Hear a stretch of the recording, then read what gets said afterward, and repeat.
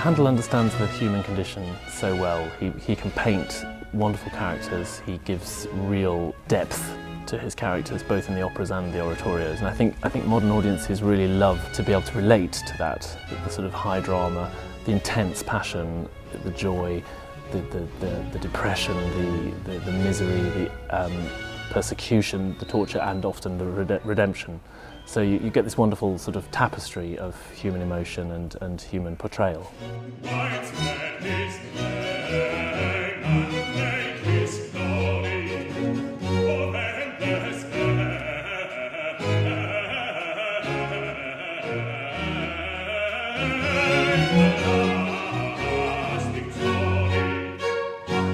I think he had a fantastic ability to write music that can touch immediately. His music is almost instantaneously accessible.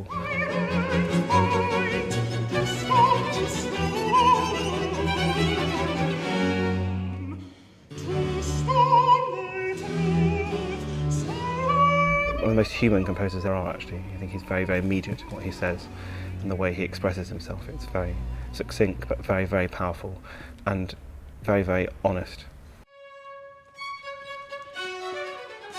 The unique thing about the London Handel Festival is I think that it is the London Handel Festival. It's in the town Handel adopted. I mean, we adopted him, he adopted us. And the history of Handel, I really firmly believe, is in this town. The Handel Festival's been going for over 30 years now. Dennis Darlow was the founder of it in 1978. And he founded a small Bach festival nearly 60 years ago as well, outside of London.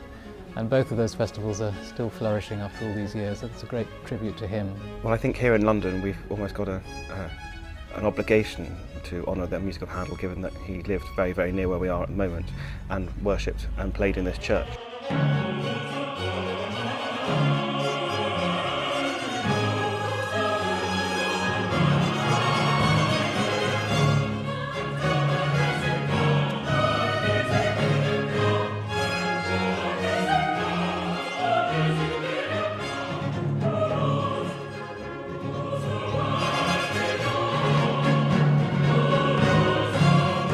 When we actually look at his later mature works, they were all composed for the stage in London, and our opportunity to recreate them is our duty, I feel. It's an honour and a privilege for any of us to be performing somewhere that we know he was. I think it's very special to concentrate on such an important composer.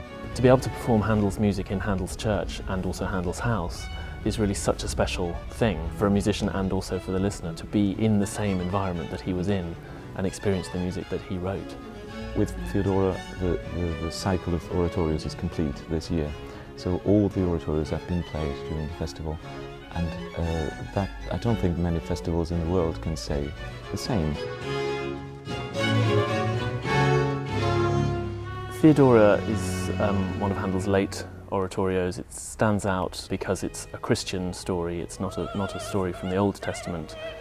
The story starts with the Roman Emperor Valens making a proclamation that everybody must worship the pagan Roman gods on this festival day, and anyone who doesn't will be put to death. And of course, the Christians refuse to do this. As a result, of course, they suffer this terrible persecution. Theodora is dragged off, not to be killed, which would be her wish, in fact, but to be made a prostitute. And this sort of vile degradation is the worst fate she can possibly imagine. So she, in the very famous aria, Angels Ever Bright and Fair, she beseeches the angels to take her away.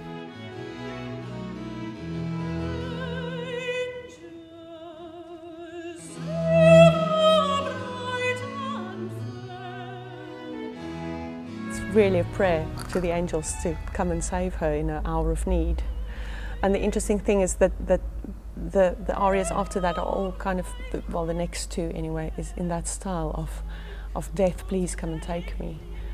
And then after she's come over her fear, she says, I just want to be like a dove and fly away.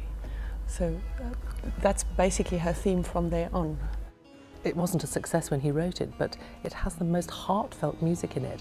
And I think that in all of Handel's pieces you find different elements. There's humour, there's incredible depth of feeling, there's sorrow, there's just the whole realm of emotions.